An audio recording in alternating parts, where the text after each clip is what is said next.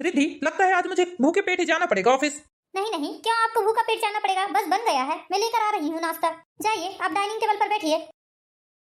अब ये तो होना ही था बेटा, मनपसंद शादी जो की है तुमने आखिर।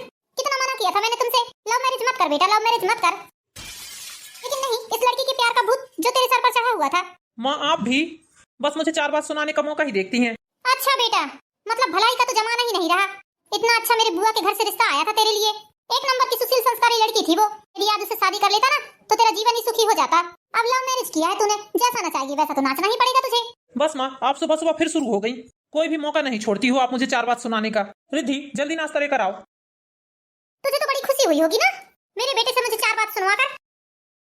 रिद्धि, नाश्ता लाओ जल्दी। हाँ जी, ला रही हूँ। बड़ा लव मैरिज करने का शौक था, जिंदगी बर्बाद कर ली है इस लड़के ने लव मैरिज करके।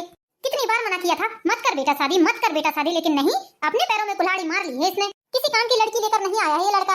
अभी माँ बोलती है तो बहुत बुरा लगता है, एक दिन खुद ही पछताएगा। ना जाने कौन सा काला जादू कर दिया था इसने मेरे बेटे के ऊपर, जो इतना दीवाना हो गया था इस रिद्धि के लिए। कितने अरमान थे मेरे, मेरा एक तो बेटा है, इतने ठाट से शादी करूंगी। जात समाज की लड़की छोड़कर दूसरी जात की लड़की लेकर आया है घर में। अरे जात बिरादरी नाम की भी कोई चीज होती है कि नहीं? मैं यहाँ दीवारों से बात नहीं कर रही हूँ, शर्मा जी आपसे बात कर रही हूँ मैं। कुछ बोल रही हो भाग्यवान तुम? मतलब इतनी देर से मैं ऐसे ही बड़बड़ाई जा रही थी। अच्छा, तुम मुझसे बात कर रही थी? और नहीं तो क्या, मैं पागल तो नहीं हूँ जो बेमतलब के ही बड़बड़ाई जाऊंगी। शर्मा जी, अपना दुख आपके सामने बता रही थी मैं।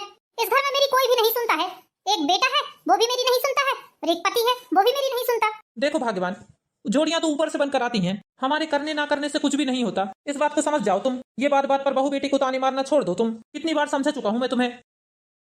अरे शर्मा जी, आप एक माँ के दिल का दर्द नहीं समझ सकते। मैंने कितने अरमान संजोए थे अपने बेटे की शादी के लिए, क्या क्या नहीं सोचा था मैंने, लेकिन मेरे बेटे ने मेरे सारे अरमानों में पानी फेर दिया। ना जाने क्या पाप की थी मैंने जो मेरे बेटे ने ऐसा काम किया। भाग कर शादी कर ली, भाग कर बताओ लोग क्या क्या कहते हैं, तुम्हें क्या मालूम शर्मा जी। नाक कटा कर रख दिया है हमारे बेटे ने हमारी। अरे मनपसंद शादी करनी ही थी तो कम से कम जात बिरादरी की लड़की ही ढूंढ लेता। भाग्यवान, यदि हमारे बेटे ने मनपसंद शादी की है तो मजबूरी में की है उसने, तुम्हें सब बात पता है। हमारा बेटा पिछले 1 साल से तुम्हें शादी के लिए मना रहा था।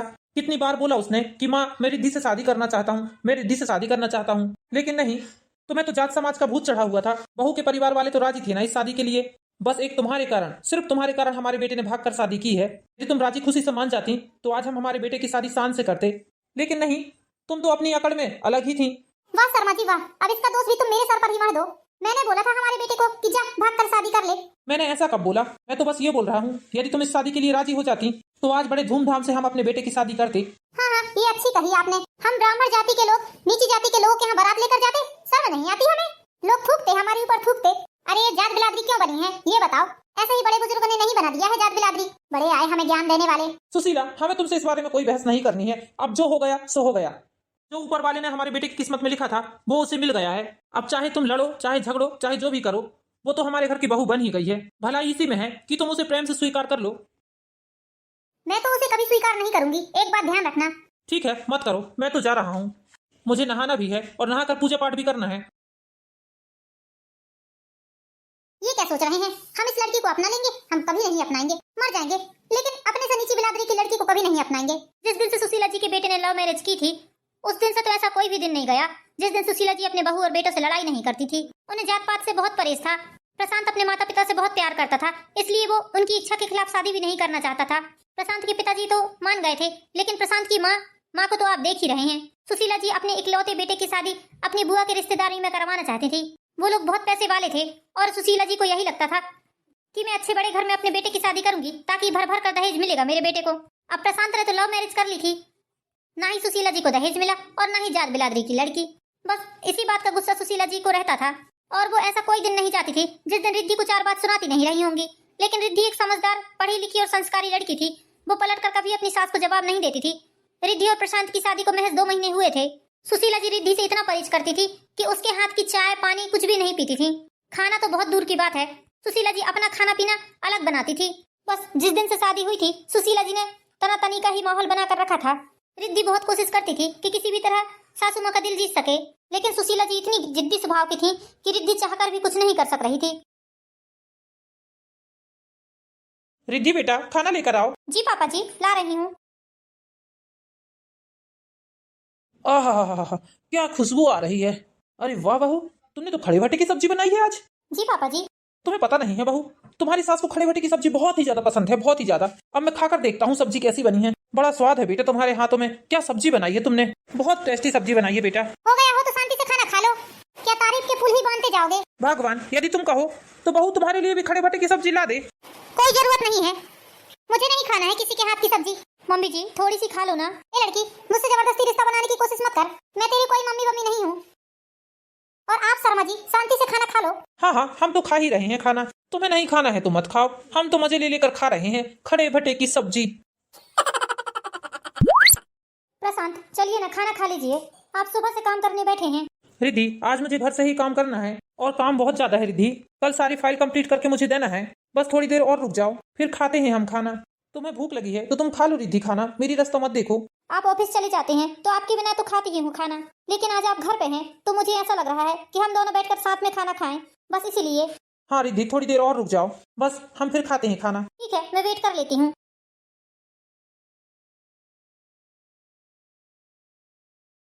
प्रशांत चलिए ना, दोपहर के 1 बज गए हैं, चलकर खाना खा लेते हैं, फिर आप करते रहना काम। प्लीज तुम खाना खा लो ना रिद्धि, मुझे आज बहुत काम है, मुझे समय लग जाएगा रिद्धि। ठीक है आप काम से फ्री हो जाइए, फिर खा लेते हैं हम खाना। अब रिद्धि को कैसे समझाऊं मैं, आज मुझे काम का कितना बर्डन है। प्रशांत दोपहर के 3 बज गए हैं, ऐसा भी भला क्या काम है जो आधा घंटे का समय निकाल कर आप अपनी बीवी के साथ खाना नहीं खा सकते हैं। रिद्धि, इसका मतलब तुम अभी तक भूखी हो। तुम्हें मैंने बोला ना कि जाकर खाना खा लो। तुम्हें एक बार में मेरी बात समझ नहीं आती है क्या? कितनी देर से बोल रहा हूँ तुम खाना खा लो, खाना खा लो, ये कैसी जबरदस्ती है। प्रशांत रोज तो मैं अकेले ही खाना खाती हूँ, लेकिन आज आप घर पर हैं तो मुझे लगा कि हम दोनों साथ बैठकर खाना खाएंगे। मेरा बहुत मन था आज, बस इसीलिए मैं आपकी रास्ता देख रही थी कि हम साथ में खाना खाएंगे। वो सब ठीक है, लेकिन सिचुएशन को भी तो देखो। हद है यार, मतलब अपना काम भी शांति से नहीं कर सकता हूँ मैं। ये कैसी जबरदस्ती है कि जब तक मैं तुम्हारे साथ खाना नहीं खाऊंगा तब तक तुम भी खाना नहीं खाओगी। अरे बेटा, अब तूने मनपसंद शादी की है तो तुझे ये सब तो झेलना ही पड़ेगा। बस इसीलिए तुझे हमेशा बोलती हूँ मैं कि तूने मनपसंद शादी किया है। बेटा मनपसंद शादी से किसी का फायदा नहीं हुआ है आज तक। ये जो लव मैरिज है ना, ये 4 दिन की चोचले रहती हैं, बाद में इंसान खुद ही पछताता है बेटा। ये लव मैरिज जो है ना बेटा, 4 दिन की चांदनी फिर अंधियारी रात है। अब मनपसंद शादी किया है बेटा तो वो तो तुझे उंगली पर नचाएगी ही ना। माँ हो गया आपका। ये क्या बात हुई माँ?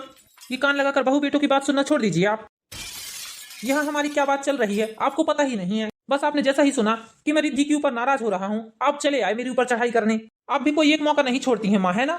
बस हर बात में आप एक ही ताना मारती हैं कि तूने लव मैरिज किया है तो ऐसा होगा तो वैसा। ये कौन सी बात हुई भला? और ये बताइए, किस पति पत्नी में झगड़ा नहीं होता है? जो माँ बाप की मर्जी से शादी होती है, क्या उन पति पत्नियों के बीच में झगड़ा नहीं होता? और दूर की बात छोड़िए, आप और पापा भी तो कितना झगड़ते रहते हैं। बात बात पर यही बोलती हैं आप कि तूने लव मैरिज किया है, तूने लव मैरिज किया है। मुझे पता है बेटा, ये सब तेरे कान भरे जा रहे हैं। ये जो लड़की है ना, ये लड़की हमारा घर बर्बाद करके छोड़ेगी।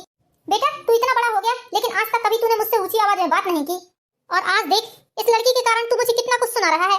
माँ मैं आपको सुना नहीं रहा हूँ, जो बात सही है वो बात बोल रहा हूँ। हर समय बस आप एक ही बात कहती हैं, लव मैरिज कर लिया, लव मैरिज कर लिया। बताइए, शादी तो आप भी लड़की से ही करवाते ना मेरी। क्या कमी है रिद्धि में, आप ही बताइए। जो एक अच्छी बहू में गुण होना चाहिए वो सारे गुण रिद्धि में है माँ। ये सारी बातें जानती हैं आप, लेकिन बस आप रिद्धि को अपना नहीं रही हैं। अपनाने की तो दूर की बात है बेटा, मैं तो कभी इसकी शक्ल भी ना देखूं।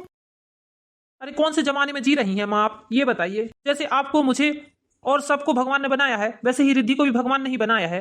आपका भी खून लाल है, मेरा भी खून लाल है, और रिद्धि का भी खून लाल है। ये जात पात तो इंसानों ने ही बनाए हैं माँ। भगवान ने तो किसी प्रकार का भेदभाव नहीं किया है हम में। जैसे आपको 2 आंख, 2 कान, 1 मुंह, 1 नाक दिया है, वैसे ही रिद्धि को भी भगवान ने दिया है, और वैसे ही हम सबको भी दिया है। फिर आप ये फालतू की बातें क्यों करती हैं, ये बताइए। मुझे तुझसे कोई बात नहीं करनी है, तू क्या जाने। बेटा जी, 2 किताब ज्यादा पढ़ लेने से जीवन की पढ़ाई नहीं हो जाती। यदि बड़े बुजुर्गों ने जात समाज बनाई है ना, तो कुछ सोच समझ कर ही बनाया होगा। बेटा तेरी शादी को 2 महीने ही हुए हैं, अभी तेरा पूरा जीवन पड़ा है, पछताएगा बाद में, देखना मेरी बातें याद करके रोएगा। रिद्धि, माँ की तरफ से मैं तुमसे माफी मांगता हूँ। नहीं प्रशांत, आप माफी मत मांगिए। मम्मी जी को थोड़ा समय दो प्रशांत, धीरे धीरे करके मम्मी जी के दिल में जगह बना ही लूंगी मैं। मुझे अपने ऊपर इतना विश्वास है। रिद्धि, मैं बहुत लकी हूँ जो तुम मेरी पत्नी हो। हाँ प्रशांत, मैं भी बहुत लकी हूँ कि भगवान ने आपको मुझे दिया है। हे भगवान, जिस दिन इस लड़की से मेरे बेटे का पीछा छूटेगा ना, उस दिन 2 नारियल चढ़ाऊंगी और मंदिर में 1.25 किलो लड्डू का भोग भी लगाऊंगी। सुशीला, तुम्हें कितनी बार बोला बहू बेटों के बीच में बोलना बंद कर दो, लेकिन नहीं, तुम्हें कान लगाकर सुनने की आदत सी हो गई है, जैसे बहू बेटों की बातें। बार बार समझा रहा हूँ तुम्हें, बहू बेटों के बीच में बोलना बंद कर दो, वरना ऐसा ना हो कि किसी दिन हमारा बेटा तुम्हें अच्छी तरह धो डाले। हाँ हाँ, अब तुम भी सुना लो। इस मनहूस लड़की के कारण मुझे लोगों से क्या कुछ नहीं सुनने मिल रहा है। जिस दिन से मेरे घर में इसने कदम रखा है, उस दिन से सिवा कलेश के कुछ भी नहीं हो रहा है मेरे घर पर। सुशीला, ओ सुशीला, आओ काकी, बैठो। सुशीला, बहुत दिनों से तुझसे मुलाकात नहीं हुई, तो मैंने सोचा चल कर मिल लेती हूँ। अच्छा किया काकी आपने। काकी, शादी बढ़िया हो गई ना? हाँ सुशीला, शादी बढ़िया हो गई और 1 महीने से बहू हमारे साथ रह रही है। बहुत अच्छा स्वभाव है हमारी बहू का। हाँ काकी, बढ़िया है। आपकी किस्मत तो बहुत अच्छी है। हाँ हाँ, बहुत अच्छी है हमारी बहू, और क्यों ना हो, आखिर हमारी पसंद की जो है हमारी बहू। काकी जी, हमारी बहू भी बहुत अच्छी है। लेकिन अपनी पसंद और बच्चों की पसंद में बहुत फर्क होता है। हाँ हाँ काकी जी, ये बात इन्हें थोड़ी ना समझ में आएगी। माँ बाप अपने बच्चों के लिए अच्छे से अच्छा रिश्ता ढूंढ कर लाते हैं, लेकिन बच्चों को तो प्यार का भूत चढ़ा रहता है। कितने अरमान थे हमारे कि हमारे बेटे की शादी भी हम आपके बेटे की शादी जैसा करें। बाजे गाजे ढोल सहनाई से हम अपने बेटे की बारात ले जाना चाहते थे। काकी जी, हमारा भी यही सपना था। हम भी हमारे बेटे को घोड़ी में चढ़ता देखना चाहते थे, उसके सर में सेहरा बंधा देखना चाहते थे। तुम्हारे अरमानों का गला तुमने ही घोटा है सुशीला। जब हमारा बेटा 1 साल तक तुम्हें मनाते रहा, और यदि तुम खुशी खुशी मान जाती, तो आज शान से हम भी अपने बेटे की शादी करते, और ये जो तुम सारे अरमान बता रही हो ना, ये सारे अरमान भी पूरे हो जाते। लेकिन भाई साहब, जो इज्जत जात बिलादरी की लड़की लाने में है ना, वो इज्जत वो मान सम्मान परजात के घर बारात ले जाने से नहीं होता। ऐसा नहीं है काकी जी, आजकल समय बदल गया है। आजकल बच्चों की खुशी में ही माँ बाप की खुशी रहती है। हाँ हाँ, आप तो ऐसा बोलोगे ही। ठीक है सुशीला, हम चलते हैं। हमारी बहू इंतजार करती होगी हमारा। ठीक है काकी जी। देखा तुमने, लोग हमें किस तरह से ताना मारने घर बैठे आते हैं। फालतू की बात मत करो सुशीला।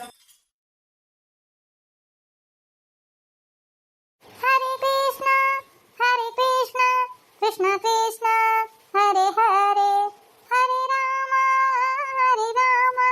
राम राम हरे हरे। जय श्री कृष्णा, जय राधे कृष्ण भगवान। मंदिर में आने की हिम्मत कैसे हुई तुम्हारी? मम्मी जी, मुझे भगवान जी की पूजा करनी है। मैंने तुमसे कितनी बार मना किया है कि मुझसे किसी प्रकार का रिश्ता बनाने की कोशिश नहीं करो, इसलिए मुझे ये मम्मी जी कहना बंद कर दो, और इस मंदिर में आज के बाद कभी दिखना मत मुझे। लेकिन मम्मी जी, भगवान की पूजा पाठ तो सब कर सकते हैं ना? हाँ, कर सकते हैं, मंदिरों में कर सकते होंगे, अपने अपने घरों में कर सकते होंगे। तो ये भी तो मेरा ही घर है मम्मी जी। ये घर तुम्हारा नहीं है लड़की, आई बात समझ में? आज नहीं तो कल इस घर से तुम्हें जाना ही है। मैं तो तुम्हें अपने बेटे के साथ रहने दे नहीं सकती। आज नहीं तो कल तुम्हारी इस घर से रवानगी होगी ही। तो इसलिए इस घर को अपना घर बोलने की कोशिश मत करो, या समझने की भी कोशिश मत करो।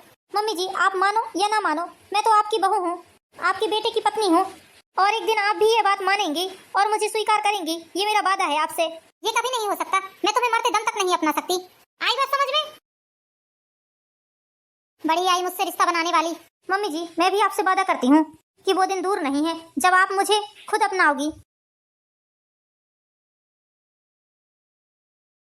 सुशीला, सुशीला, कहाँ गई सुशीला? अरे काकी जी, आप रो क्यों रही हैं? अरे मत पूछ सुशीला, मत पूछ। अभी 15-20 दिन पहले तो आप हमारे घर आई थी, तो बड़ी खुश थी आप। हाँ हाँ सुशीला, बड़ी खुश थी और अपनी बहू की बड़ी तारीफ कर रही थी तुझसे। हाँ तो क्या हुआ काकी जी? अरे सुशीला, कुछ मत पूछ। बहू नहीं, डायन निकली, डायन। 1 महीने हो गए आज उसकी शादी को, और 1 महीने में ऐसा कोई दिन नहीं गया है जिस दिन मेरे बेटे से उसने झगड़ा ना की हो। लेकिन काकी जी, ऐसा क्या हुआ है कि वो आपके बेटे से रोज झगड़ती है? सुशीला, कुछ मत पूछो, लड़की नहीं, डायन है, डायन। वो जिस दिन से मेरे बेटे से शादी हुई है, मेरे बेटे को पूरा कंगाल कर दिया है उसने। हर दिन 5-10 हजार रुपए की शॉपिंग करती है ऑनलाइन। अब मेरा बेटा एक दिन में 10,000-5,000 रुपए कहाँ से खर्च करेगा? इतनी तो उसकी सैलरी भी नहीं है। अकेला मेरा बेटा घर का कमाने वाला, और अब तो और सुन ले, बोल रही है सारी प्रॉपर्टी मेरे नाम करो, नहीं तो तुम्हें छोड़कर चली जाऊंगी। क्या बात कर रही हैं काकी जी? हाँ सुशीला, सच बोल रही हूँ मैं। अभी 8 दिन पहले तो वो पुलिस स्टेशन में जाकर बैठ गई थी। मेरे बेटे से 10,000 रुपए मांग रही थी, तो उसके पास थे ही नहीं, उसने मना कर दिया। तो पुलिस स्टेशन में जाकर बोल दी कि मेरा पति मुझे बहुत मारता पीटता है। क्या इतनी खराब है काकी जी आपकी बहू? अरे बेटा मत पूछ, पूरा बर्बाद हो गए हम इस लड़की को अपने घर की बहू बनाकर। सुशीला, मेरा बेटा तो चाहता नहीं था इस लड़की से शादी करना।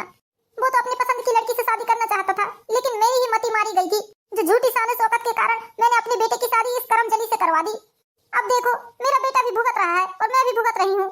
कहीं का नहीं छोड़ा बेटा, इस लड़की ने मुझे कहीं का नहीं छोड़ा। न एक दिन घर में खाना पकाती है, न कपड़े, न झाड़ू, न पोछा, कोई काम नहीं करती है। सारा दिन मुझे नौकरानी बनाकर रखती है, फिर भी मैं काम करते रहती हूँ। मैं सोचती हूँ आज नहीं तो कल सुधरेगी, लेकिन नहीं, वो नहीं सुधर रही है बेटा। सुन लिया सुशीला तुमने? कल जिस बहू को काकी जी इतना सहरा रही थी, इतनी तारीफ कर रही थी, आज उसी बहू के कारण काकी जी धारा नसुआ रो रही हैं। तुम्हारी बहू तो तुम्हारा कितना ख्याल रखने की कोशिश करती है, सारे घर का काम अकेली करती है, लेकिन फिर भी नहीं, आज तक हमारी बहू को किसी प्रकार की जिद करते हुए नहीं देखा है मैंने। हाँ बेटा, सच बोल रहे हो। कभी कभी माँ बाप की जिद भी बच्चों की जिंदगी में भारी पड़ जाती है। काश मैंने अपने बेटे की शादी उसकी पसंद की लड़की से करवा दी होती, तो आज मैं और मेरा बेटा दोनों सुखी रहते। मैंने खुद अपने बेटे की जिंदगी अपने हाथों से बर्बाद कर दी। ठीक है बेटा, मैं चलती हूँ। काकी जी चिंता मत करिए, सब ठीक हो जाएगा। कुछ ठीक नहीं होगा सुशीला, कुछ ठीक नहीं होगा, सब बर्बाद हो गया, सब बर्बाद हो गया। देखा तुमने सुशीला, भगवान ने हमें बहू के रूप में हीरा दिया है, हीरा, और हीरे की परख तो जौहरी ही जानता है। लेकिन अफसोस की बात सुशीला कि तुम जौहरी नहीं हो। दिखावे और झूठे प्रपंचों में पड़कर तुम अपनी बहू को इतना ठुकरा रही हो। किस जात समाज की बात करती हो सुशीला? तुम देख रही हो ना, काकी जी ने भी तो जात समाज की लड़की से अपने बेटे की शादी करवाई थी। आज 1 महीने में पूरे घर को तितर बितर कर दिया है उस लड़की ने। लोगों के घरों में बहू आती है तो उनकी आंखों में एक अलग ही चमक, खुशी रहती है, लेकिन जिस दिन से उनके घर में बहू आई है, उन लोगों की आंखों में आंसू के अलावा और कुछ नहीं है। और हमारी बहू को देखो, कितनी सभ्य संस्कारी है। 2 महीने में इतनी तो पहचान हो ही जाती है इंसान की। अभी भी समय है, यदि तुम्हें अभी भी समझ में नहीं आ रहा है तो अपने मोहल्ले की सारी बहू बेटियों को देखो, मोहल्ले पड़ोस की हर एक बहू की गहराई से जानकारी लो, और उसके बाद अपनी बहू की तुलना दूसरे घर की बहुओं से करो, तो तुम्हें खुद ब खुद उसकी अच्छाई नजर आ जाएंगी। सुशीला, हमारी बहू को और कुछ नहीं चाहिए, वो सिर्फ तुमसे प्यार चाहती है। देखो सुशीला, हमारा और कोई नहीं है, एक ही बहू बेटे हैं हमारे। आज तो तुम्हारे हाथ पैर चल रहे हैं तो ठीक है, और जिस दिन हाथ पैर नहीं चलेंगे, या भगवान ना करे किसी प्रकार की बीमारी से हमारे हाथ पैर क्षतिग्रस्त हो गए, तो हमारे बहू बेटे ही हमारी सेवा करेंगे, ये मत भूलो तुम। कोई नाते रिश्तेदार या कोई पड़ोसी नहीं आएगा तुम्हारी सेवा करने। इसलिए तुम्हें अभी समझा रहा हूँ, सारी गुस्सा नाराजगी छोड़ दो और अपना लो अपनी बहू को। आपका प्रवचन देके हो गया। सुशीला को समझाना मतलब पत्थर पे अपना सर पटकना है। ना जाने ऐसी कैसी नाराजगी है बहू से उसको, क्या पता ये कभी अपनी बहू को समझेगी कि नहीं, या बस हमेशा ऐसे ही तनातनी चलते रहेगी। इतनी अच्छी किस्मत है हमारी, इतनी अच्छी बहू मिली है हमें। किसी दिन ऐसा ना हो कि इसकी कलह भरी बातें सुनकर बहू बेटे ही इस घर से चले जाएं। पापा। हाँ बेटा बोलो। पापा, मैं सोच रहा हूँ उस दिनों के लिए हम लोग कहीं घूम कर आ जाएं। हाँ हाँ बेटा जाओ। पापा, जब से शादी हुई है हम लोग कहीं गए भी नहीं हैं, और घर में अच्छा भी नहीं लगता है अब तो। बेटा, कहाँ से अच्छा लगेगा? दिन रात तो तुम्हारी माँ की किलकिल खत्म नहीं होती है। तुम्हारी माँ जो दिन रात ऊटपटांग बातें करती रहती है, उन सबको सुन सुनकर तो मेरा दिमाग ही खराब हो गया है। हाँ पापा, इसलिए मैं सोच रहा था कुछ दिनों के लिए हम दोनों कहीं घूम कर आ जाते हैं। हाँ बेटा जाओ। बहू भी बेचारी न मायके जा सकती है न कहीं जा सकती है, कभी कहीं जाने की जिद भी नहीं करती वो, तो तुम ही अपने मन से उसको घुमा कर ले आओ। ठीक है पापा, ठीक है पापा, मैं कल की ही टिकट बुक कर लेता हूँ। हाँ बेटा जाओ जाओ, अपना मूड फ्रेश करके आओ। इस घर में ना ही शांति है ना ही चैन सुकून है। तुम्हारी माँ की जली कटी बातें सारा दिन ही खराब कर देती है। हाँ पापा। ठीक है पापा, मैं चलता हूँ। हाँ बेटा जाओ। क्या हुआ? कौन कहाँ जा रहा है? तुम्हें इससे क्या करना है? तुम तो बहू बेटों से मतलब रखती नहीं हो ना, और तुम्हारे लिए तो और अच्छी बात है, कम से कम कुछ दिनों के लिए ही सही। तुम्हारी बहू घर से बाहर तो जा रही है। बातें मारना छोड़कर सीधे सीधे बताओगी कहाँ जा रहे हैं वो लोग? प्रशांत बोल रहा था जब से शादी हुई है तब से हम लोग कहीं बाहर नहीं गए हैं, इसलिए कल वो लोग कहीं जा रहे हैं घूमने। ठीक है, जाने दो, मुझे उससे क्या करना है। वो लोग कहीं जाएं, मुझे उससे कोई मतलब नहीं है।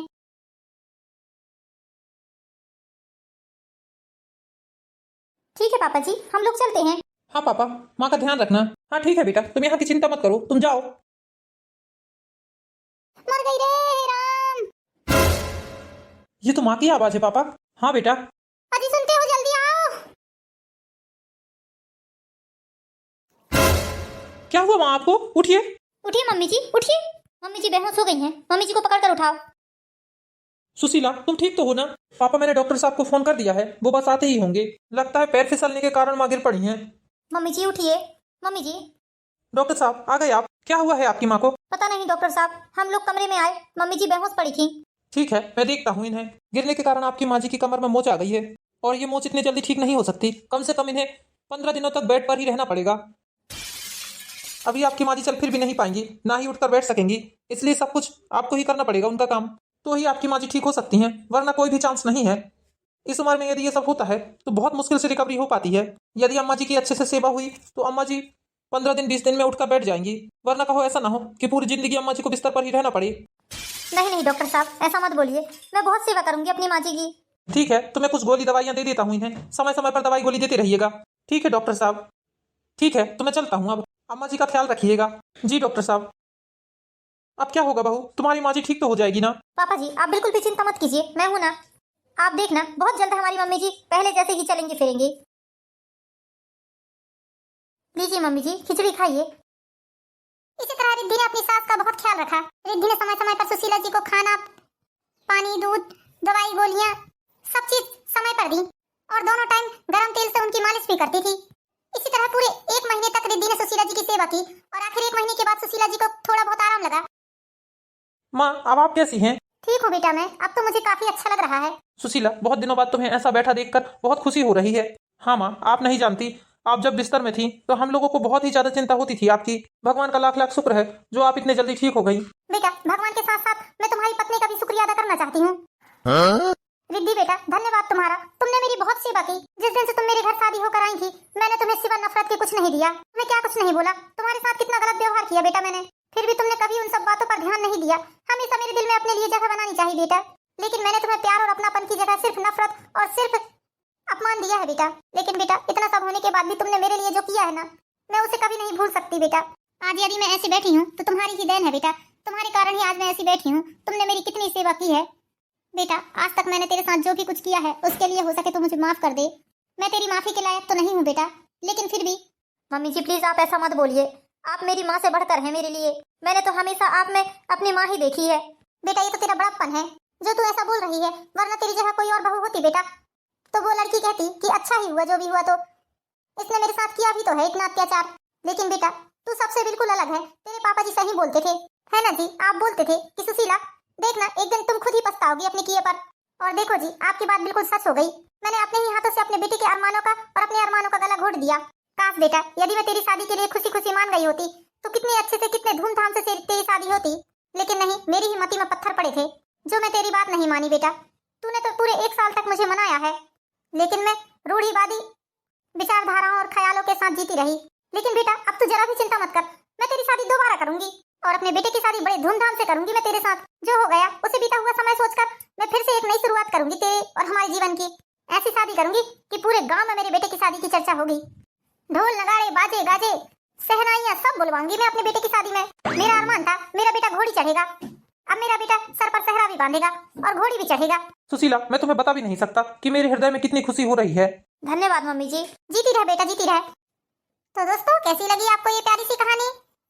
वीडियो को लाइक कीजिए, चैनल को सब्सक्राइब कीजिए और इसी तरह प्यारी प्यारी मोरल स्टोरीज देखने के